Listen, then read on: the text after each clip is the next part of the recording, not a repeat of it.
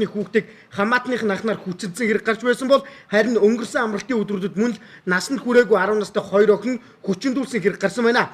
Амралтын өдрүүдэд гарсан хүчингийн хэргийг мөн л нөгөө хамаатан садангууд нь үйлдсэн гэдгийг цагдаагийн байгууллагаас хэллээ. Хачиргалтай насанд хүрээгүй хүүхэд насанд хүрээгүй хүүхдээ хүчинсэн байх юм.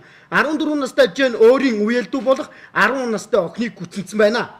Баянзүрх дүүргийн 27 дугаар хорооны нутаг дэвсгэр за Чингэлтэй дүүргийн 12 дугаар хорооны нутаг дэвсгэрт 10 настай 2 ч одоо охин хүчинтүүллээ гэж цагдаад өргөдөл гомдол гаргаж ирсэн байгаа. За тэдний одоо эцэг эхчүүд нь цагдаад хандсан. За энэ мэдээллийн дагуу цагдаагийн бүрэлдэхүүн хэргийг шалгахад за 22 настай Б, за 10 настай охиныг хуурч мэхлэж удаа дараа хүчинсэн гэдэг нь тогтоогдоод энэ хэрэг этгээдийг цагдаа орж мөрдөн байцаалтын ажиллагаа явуулж байна.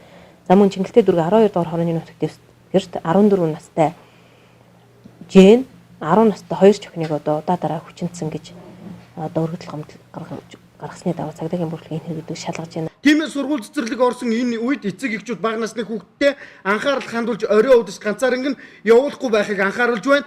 Мөн анх トゥ хамаатан садангийн ирчүүдтэй ч итгэхэд бэрх боллоо. Насанд хүрээгүй хүчингийн хэрэг хийж чадахгүй гэж бодох хэрэггүй. Энэ бүх бодол итгэлийг өнгөрсөн амралтын өдөр гарсан 14 настай Жэхүү 10 настай охиныг хүчинснээр үгүй хийсэн юм. МБС Сумья Узар.